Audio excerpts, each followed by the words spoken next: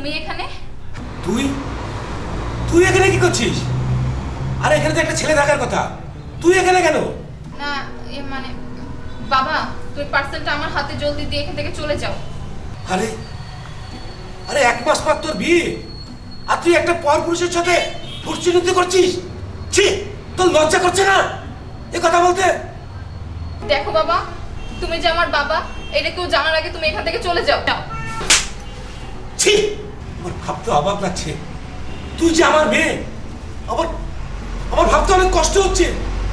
তুই তুই একটা পরপুরুষের সাথে সময় কাটাচ্ছিস? ছি ছি নুসরাত, ছি। এই কে এসেছে? এই তো ডেলিভারি ম্যান। আচ্ছা ওনাকে ভেতর আসতে দাও। দেখো বাবা, ও যেন কিছুতেই জানতে না পারে যে তুমি আমার বাবা।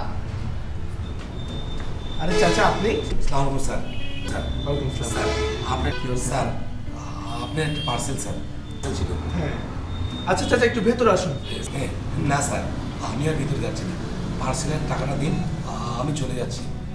আচ্ছা ঠিক আছে একটু ভেতর আসুন, এই তো খাড়া রোদের বেলা আপনি এসেছেন, এক গ্লাস পানি তো অন্তত খেয়ে যান। না না স্যার, আমি আর ভিতরে যাবো না স্যার, আপনার পার্সেলের টাকাটা দিন স্যার। আসুন চাচা প্লিজ এক গ্লাস পানি খেয়ে যান অন্তত। আরে উনি যখন যেতে যাচ্ছে না ভিতরে, উনাকে টাকাটা দিয়ে তাড়াতাড়ি বিদায় করো না। আচ্ছা চাচা আপনি একটু ভেতর আসুন।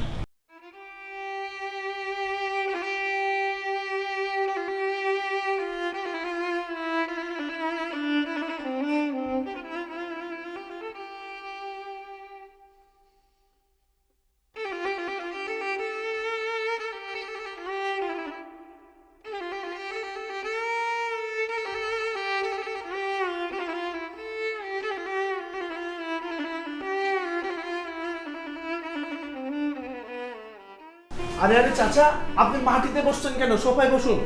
না না স্যার, আমি এখানে ঠিক আছে। আরে চাচা উপরে বসুন তো, আপনার থেকে কি সোফার মূল্য বেশি নাকি?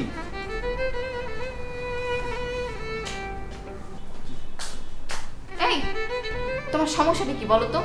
একে তো উনাকে ঘরে নিয়ে এসেছো, এরপরে সোফাতে বসিয়েছো। ওনার কি যোগ্যতা আছে এই সোফাতে বসার?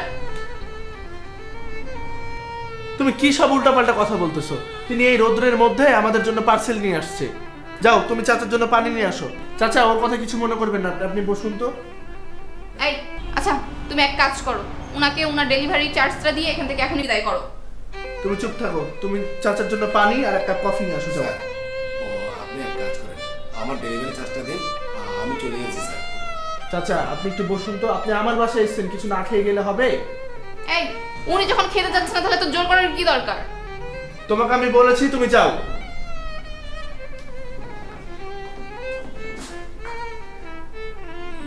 স্যার একটা কথা বলবো?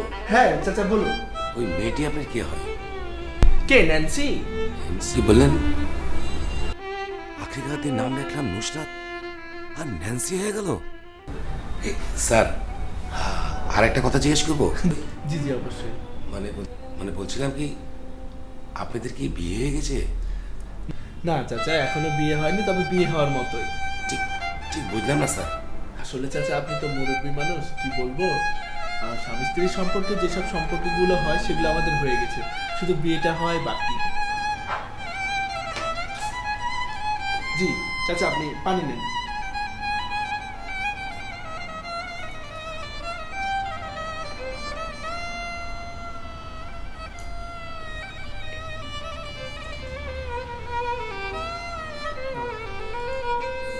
স্যার বলছিলাম কি, আমার ডেলিভারি চার্জটা দিন স্যার, জি জি জি আমি চলে যাই। জি। আরে স্যার এত টাকা দিচ্ছেন কেন? এটা আপনার টিপস।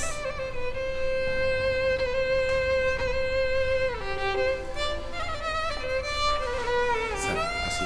জি ওয়ালাইকুম আসসালাম।